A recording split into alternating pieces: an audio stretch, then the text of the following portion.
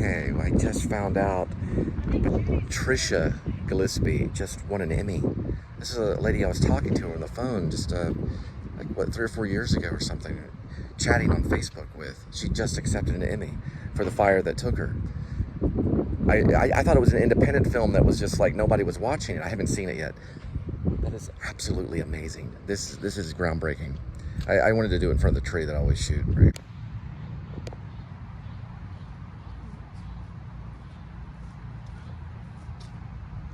But it's amazing. Well, okay, if you make a sandwich, make it super quick. Yeah, Patricia Gillespie just won an Emmy. This is a lady I was talking to on the phone, and like she was possibly thinking about maybe getting some people to do a documentary about some of the struggles and everything when we were in the Carrollton place. But I sincerely thought that it was just a small little independent film, and it was produced by MTV Productions. But yeah, congratulations, Patricia, for winning an Emmy. What's next, an Oscar? My goodness. Look at this thing right here. This is amazing right here. Kitty, love you. I'm trying to think. I don't even have any of my old high school trophies or anything, or college trophies or anything. I couldn't even imagine. Your dirty shoes. Yes, my shoes. There's Kitty. Are you happy for Patricia? Say, hi, Patricia. Hello. So happy you won an Emmy. I gotta send her a message. That's amazing. Absolutely. Positively amazing. All right, I gotta go. You hit the button. It's like the play button. Yeah, it's like the X button right there. Yeah, No, you got it. it's circle. I mean, is it the circle? The circle. Actually, it's the X that plays it. I think. At least No, it's I the just said Blu-ray that circle. start. Sometimes it'll respond to that too.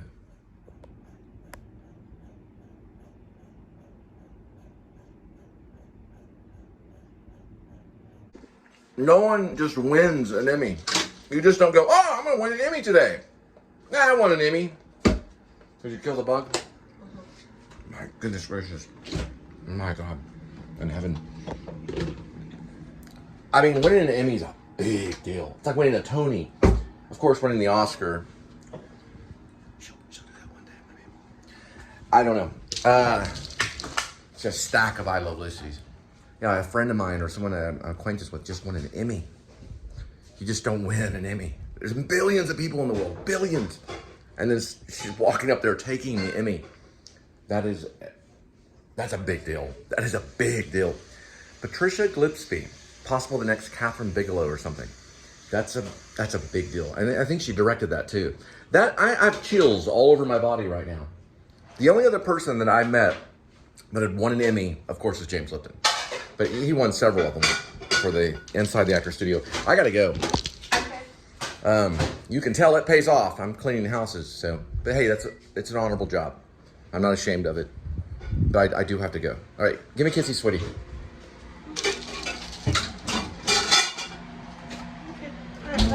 Oh, sorry. What is it? Is it on my lip? Piece of rice. It's okay. Okay, I'm gone. All right, now I'm headed to Lewisville to clean someone's house. You know, it's weird because Patricia Gillespie, when she saw some of my vlog from my Samsung 8, when I first started just doing daily, like, upload, like, just B-film, she said, you know, it kind of reminds me of John Cassavetes. And then I started doing a little bit of research on him, but I don't know a whole lot about John Cassavetes. There's so many people that I've researched, but I do know one thing. I saw Husbands. It was showing on YouTube for free. And Husbands means so many things on different levels. I think he was truly an actor, Cassavetes was. He was in The Dirty Dozen, and he was in the war film called Dirty Dozen, John Cassavetes. And my friend Rob used to talk about Cassavetes all the time.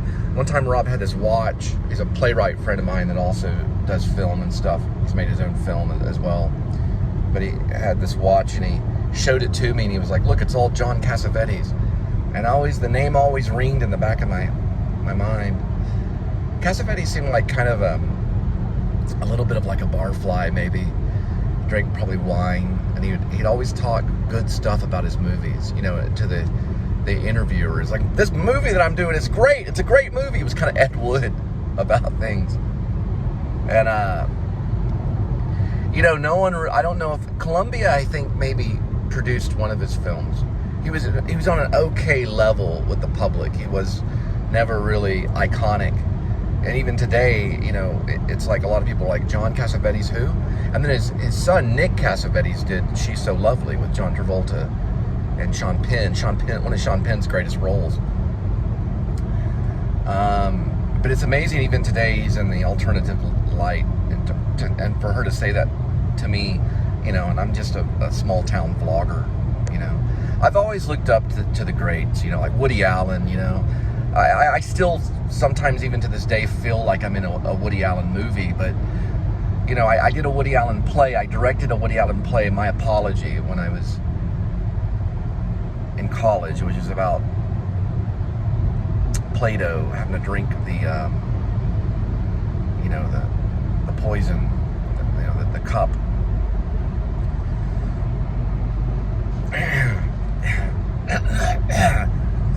But I've always kind of looked up to Woody Allen. It's funny. You know, I saw a couple of his movies at a Dollar General for $2. It was like Shadows and Fog, and there was another movie.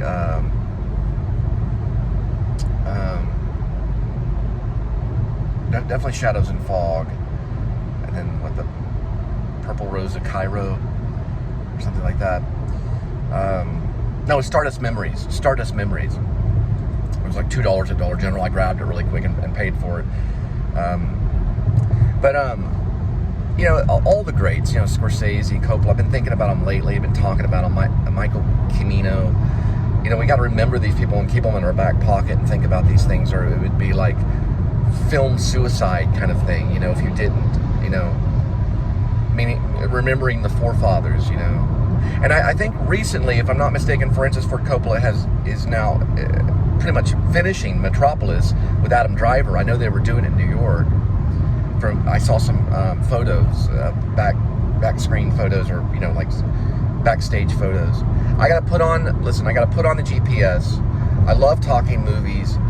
I cannot believe that Trish Gillespie, my kind of acquaintance, she's more like a phone friend. I haven't met her in person.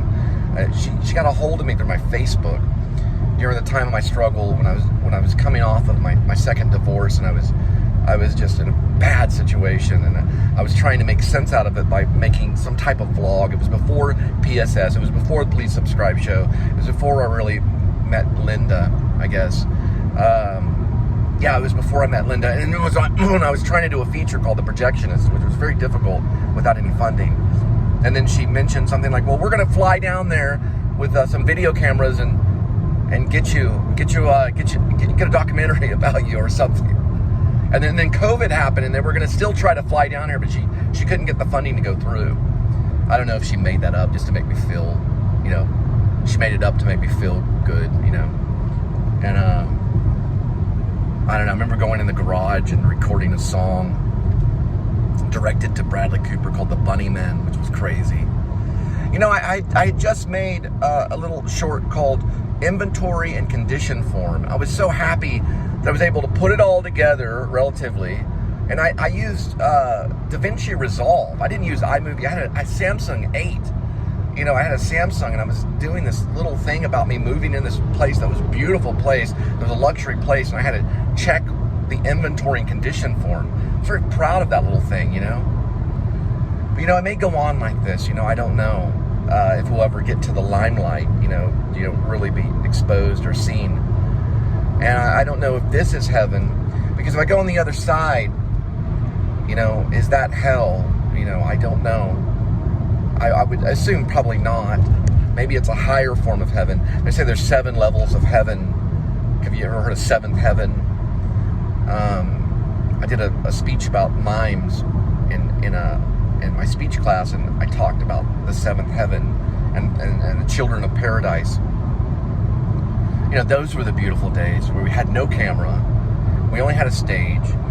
We could go up there and do a mime and on the stage, and the audience would love it because they love mimes. And then we would get into some community theater show around town, and all we had to really worry about is making sure we could, you know, that we memorized the lines and did some type of backstory where we we came on as the character, you know. And those are days of heaven too. But it's just weird. It's weird. It's very odd because I've seen footage of Patricia, and then I just found out because Linda saw it on Facebook, and I guess it's been going on since May. And then they call her name out, and this was like shot on a television screen, where it was shown on television, and she's accepting the Emmy. You know, when you accept a big award, like in high school, like in UIL, you get like Best Actor, or, you know, in college you would get the Irene Ryan, you know, and you'd find it out. It was a big deal. It's that feeling. It's like your whole body is engulfed in goosebumps, and you're just aflame. You know, you're on fire, and then you go and you get this high award where the world, you know, is telling you you're the best. You know, that is that is amazing, Patricia. That is amazing, just absolutely amazing. And I'm sorry about scaring you with Linda and everything. You know, I mean, we're far away, and I'm congratulating you on your marriage, or your fiance, and he's from Cuba. Haven't met him or haven't met you, but it's amazing because it's been so long, you know, since we were talking about an idea, you know, for something, and then all of a sudden, you know, I remember you sending me this footage that was very hard to watch, and I was very concerned about that footage that you sent me because I've never seen anything like that, and it was mind-blowing. But you're making a point about domestic violence, about how that is real, and it happens today, and congratulations. So I hope that film does change people, and I haven't been able to see it, but I know it's a frightening thing, and I saw clips of it, and it affected me. But I'll have to finally see it, and then have to do a proper review on you, on it. Sorry about that, because I watch movies and review them now when I can. But I promise you, I'll be honest. I'll be as honest as I can. Now we're going to look at a shot of Fort Worth as I'm passing this way, because I gotta head to Lewisville. I don't know exactly which way to go. I gotta turn the GPS on. Sorry. Remember, I'm only operating with a phone here, taking lessons from the one and only A.D.W.C. And I listen. I've never spoke with A.D.W.C. I get everything from his basically phone calls, which is what this is. YouTube is like sending out phone calls with video, and then saying, well, hey, look, this is a story. It's a story too. But really, to be honest, I love all the vloggers. You know, they get their little phone and they're like, let's go. It's David and Goliath, you know. It's the sling. And they're sent out to face the giants. I'm telling you, man, they're God's people. But hey, look, we all are, okay? Some use big slings and some use small ones. But I remember I played David in first grade. It was Bible day. I was at Baptist, Glenview Baptist, and I chose to play David. Little did I know, my teacher was sitting there making a sling out of rubber bands for me, that one day I would be put in his shoes. And I even named my son, my first son, David, because he faced the giant and he won. He defeated Goliath and became a king.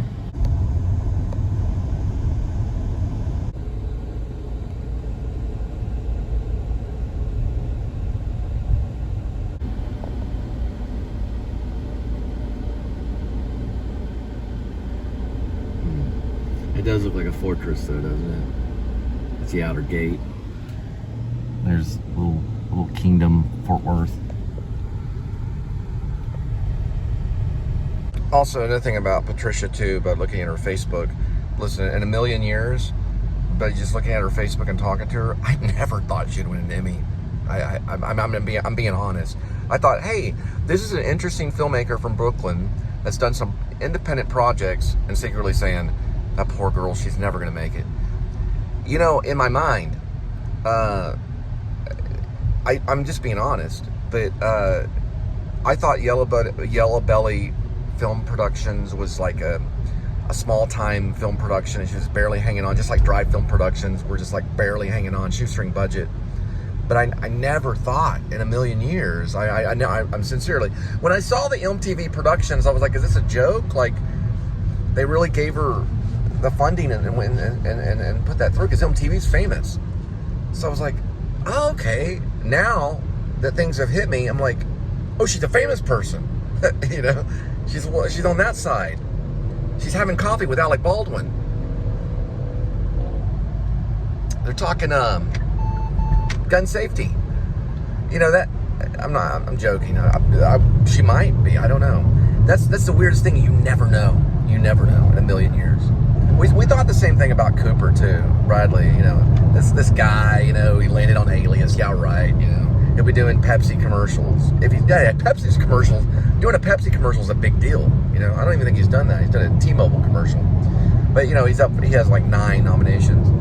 But we never thought in a million years that, you know, one of our own people in those cohorts, like really, we knew we were all just, you know, big time film nerds, you know, wanting to be like method actors, you know. Like, we're going to figure it out. We're going to get the psychology of the method actor. We're going to hang out with Harvey Keitel. We're all going to lay down on our backs and remember how to, you know, like taste a lemon. Oh, we're going to get this thing, you know.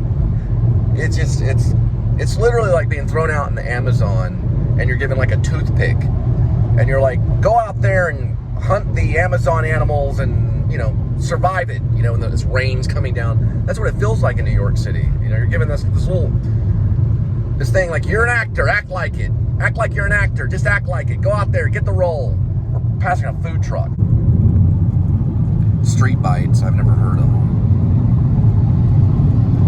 They do drinks too, probably soda and stuff like that, coffee. I'm trying to advertise for everybody that I can. My last little message to, there's Fort Worth.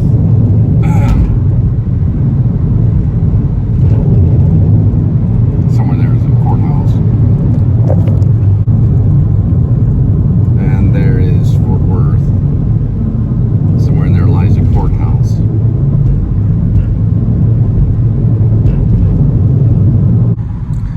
Yeah, when I was at the actor studio concerning Robin Williams, he had been interviewed a year before. I had a roommate named Blake Staples. He went off to Hollywood and became a stuntman for a while. I think he's probably a great actor. He's got to talk to Ed Harris.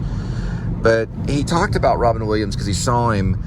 The rumors are immense. I don't know the exact time, but I think I heard a rumor he went off, like Robin Williams went off on a 4-year... I'm sorry, not 4 year. I'm sorry. He went off on a 4-hour improv where James Lipton didn't return a question or didn't ask him a question. It went on for 4 hours or something. So he came in, and I don't know if there was a question asked, but he was, you know, this was at the old theater that's in the New School University, Parsons. It was connected with Parsons. And he just went off for 4 hours or something. And it was like lightning speed going between these different characters and laying down all this stuff. It was like inhuman.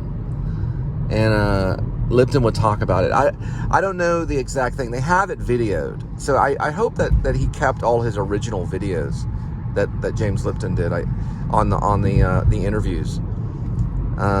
But it was like a rumor, you know, and Blake said it was amazing that the interview was like almost 4 or 5 hours. But that was his work. You know, a person works 4 or 5, maybe 6, 7 hours, 8 hours. But don't you take a break? You know, isn't there a moment of Salah? You know, maybe like, well, we're going to sit and have some tea and just wait for the next little improv to come up, Mr. Williams. But it was nothing like that. It was just full on for as long as he could go. No performer ever like him. He was the true William Kemp, you know, Shakespeare's Kemp of our time. No one's touched him, not even Jim Carrey. Jim Carrey's would admit to that, I think. Even though Carrey was funny. Jim Carrey is very funny. But just for that long, you know, you don't have a lot of people like Williams. And then you know you look in the mirror and you're like, if you're a stand-up comedian, you're like, not necessarily, not compared to this guy. But they need to, you know, they've done several documentaries on on Robin Williams, but the saddest thing is the ending. You know, he was such a happy character so full of life, and made a big impression on the actor studio and everything that we were about in New York and stuff. And then, just going around the world doing stand-up comedy, and the funniest guy ever with the saddest ending, the horrible ending. Well, they're Black Tie Moving, their first-class moving experience, America's fastest-growing moving company. Inc. 500. Can't get the number. It's 920-2966. Probably an 844. Or they're in Forbes. Haven't heard of them until now. Black Tie Moving. Yeah, it's 844-920-2966. Black Tie Moving.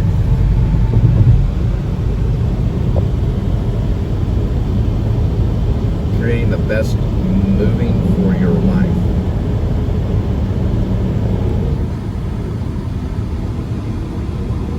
Sorry guys, best commercial I can give you right now. I feel so bad because I've been mean, One time I got in front of a person's car and I filmed their license plate. I've done, petty things that were stupid.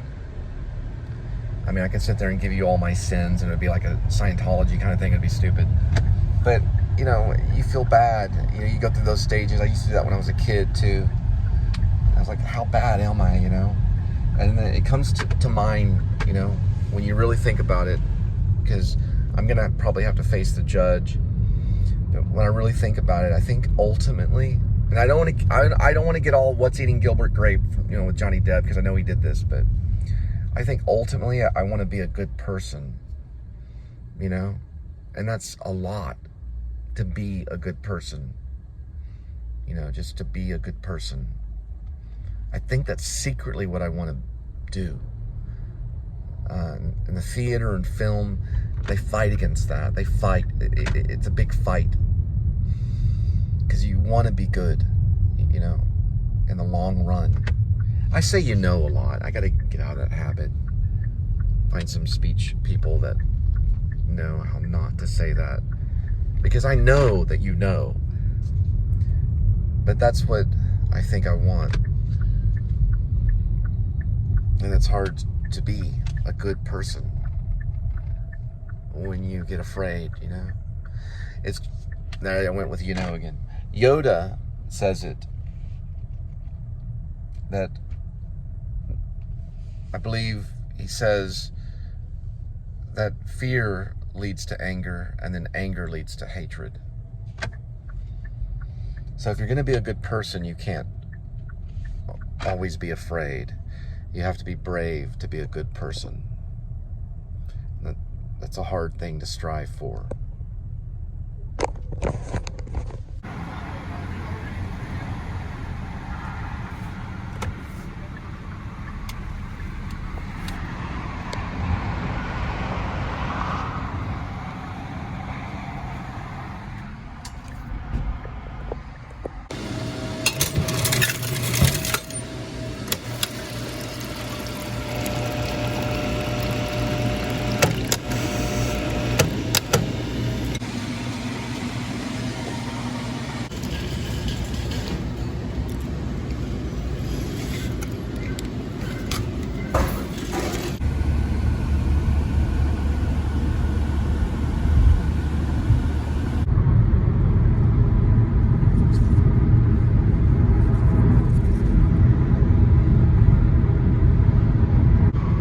Ultimately, whatever it is that you end up getting, if it's the YouTube star of subscribers, which I think they should start laying that down on the avenue of stars, like give Adam the Woo a star, it's $40,000 to put it in there, but put a little YouTube symbol next to it, and then maybe his handprint in Chinese Man Theater. He deserves it, and I'm sure that'll happen. And then you have these YouTube celebrities who go to the plane right there. Because they figured out a way to do something new, They haven't done it for the mimes, so they may not. I don't know. I think they should do it. There goes again. Still writing the play, UHM. It's also called Notes on Life. But there's a difference. The filmmaker's more patient. He'll wait longer for the funding. The playwright's extremely patient because they have to wait for the actors to show up to the theater. And once they start working on the words and memorizing the lines, then it becomes a play. But I guess I picked up the phone and started making a vlog because I got tired of waiting. And I needed to move on. I'm already 50 years old. I needed to do something. So I used YouTube. Now we're going to go clean the house. Because I don't have funding. It's just logical. But we still have to clean the house. Maybe it's what God wants me to do.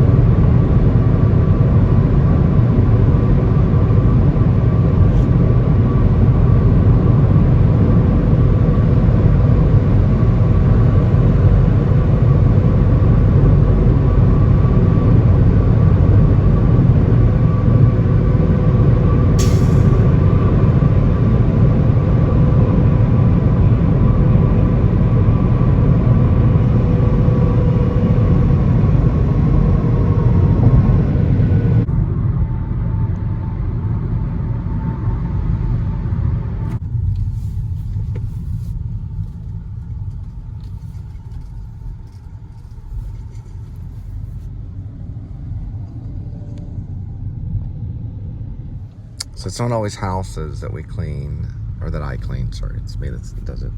It's also apartments. This will be building 8. I've been in here many times. If you watch my vlog when I was delivering for Grubhub. Not only drop the food off at your door, but I come on in and clean the house. And it ends up on YouTube. But I don't tell you that. I'm sorry.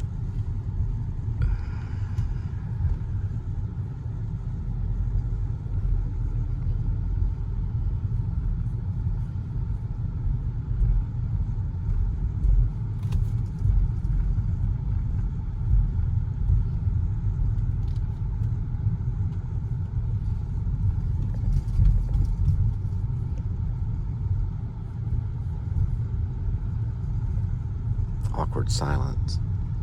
There it is.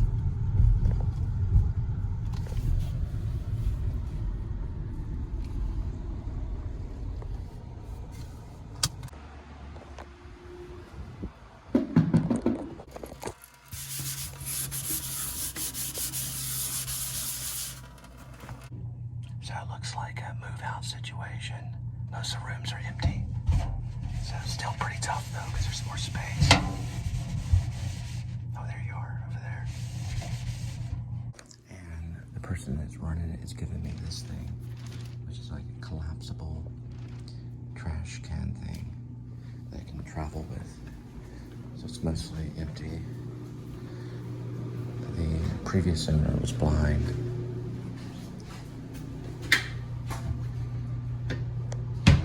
It's a pretty tough one. It'll probably take me the full 3.5 hours. Yeah, we gotta steam all this and get all this too. All right.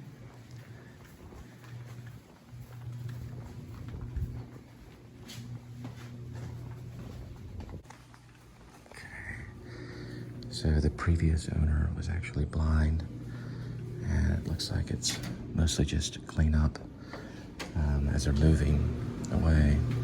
They actually said I could have this mop right here, so that might help a little bit later. I can use that. It's gonna be a toughie. So we'll use the full 3.5 hours. And there's a garage back there as well. So we'll be working on the garage. I'll mostly just sweep it out. All right. Oven looks pretty good. I'm gonna lay a little bit of oven cleaner down. That way I'll just get all this, but not a whole lot. Just like a few squirts. Go with 200. Wait about, I don't know, does it have a preheat? I guess wait until it signifies.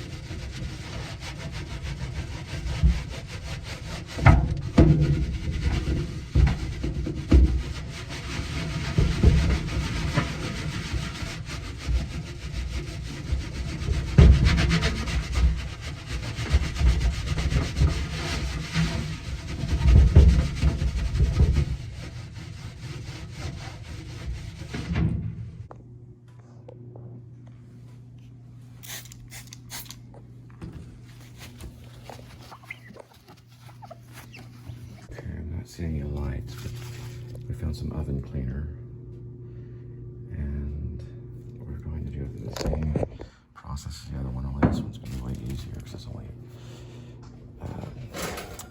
it's an electric oven, so it's not as bad. Start with the grill.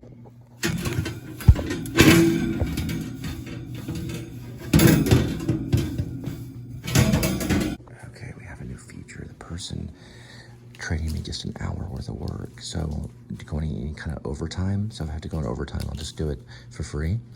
And she's trading that off for Rug Doctor portable spot cleaner right here. So I'll be able to travel with this and that.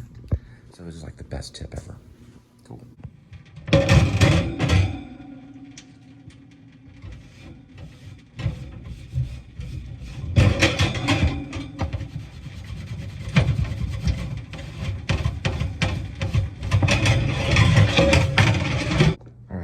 Directions. 200 Fahrenheit.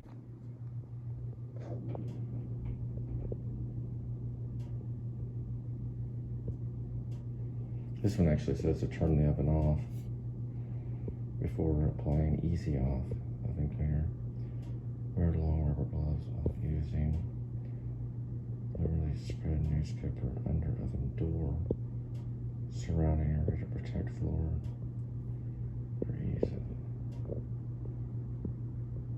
Oven racks, which I did. Okay. We're not going to do that much. This oven's practically clean.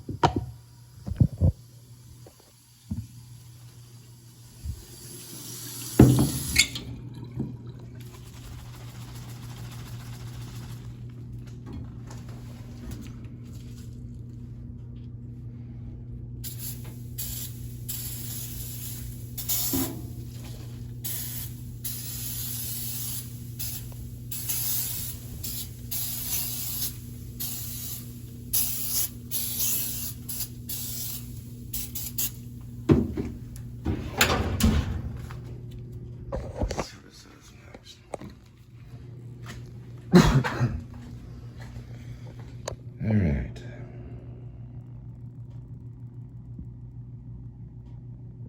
Three to 5 minutes. Then wipe clean with cloth or sponge, rinsing frequently.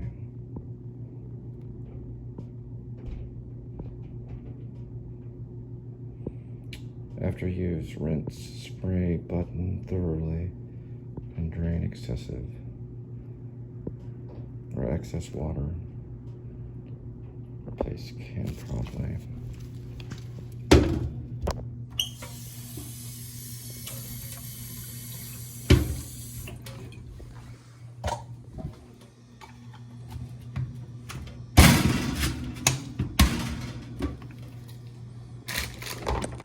So we're going to clean this out in about 5 minutes.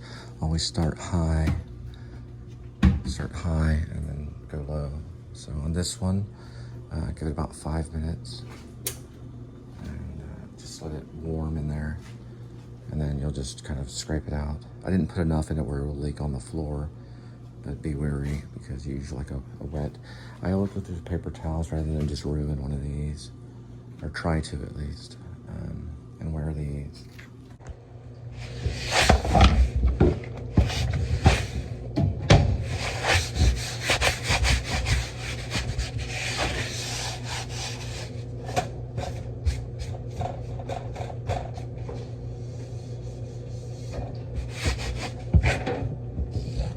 Alright, this is like coming right off very easily.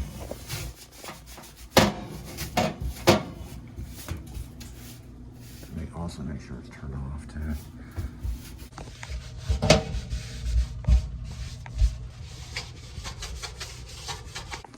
Also be careful with this heating element right here. The lady was cleaning my oven one time before I moved in, and they break very easily because they're kind of brittle from the use. So you kind of go around, maybe use a paper towel or something. But don't just like scrub too hard, you'll break the heating element, and it's kind of hard to replace. This thing right here.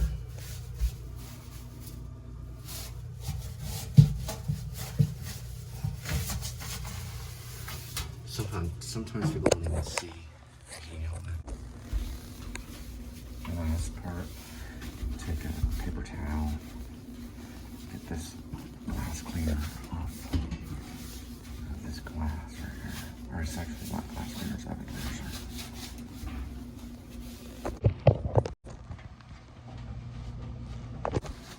Alright. That should be good for now.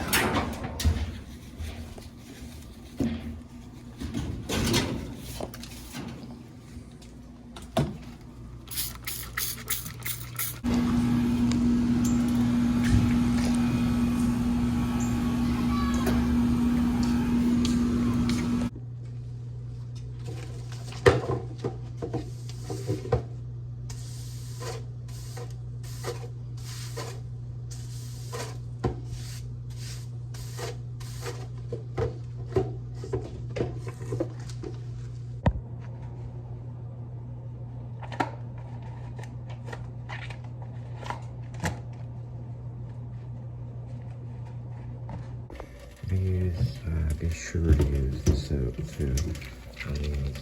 I think that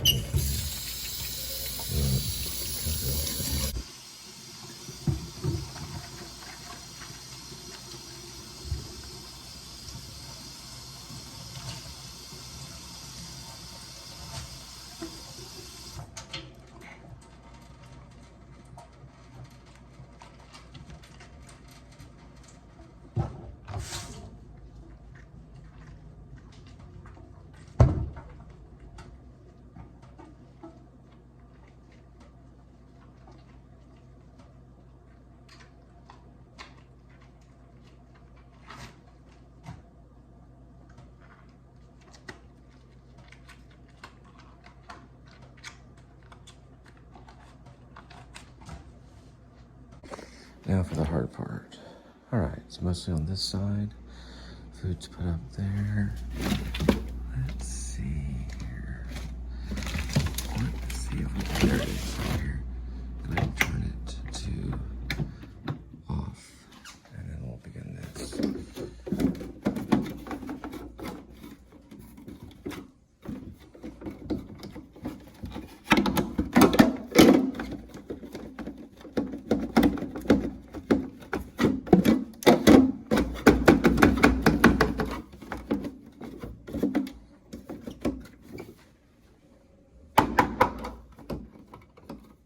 figure it out.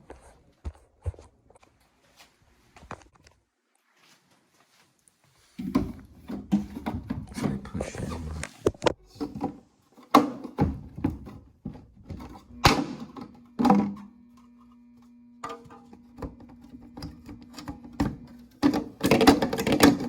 So this lifts up like that. Be sure to turn that off too. Okay.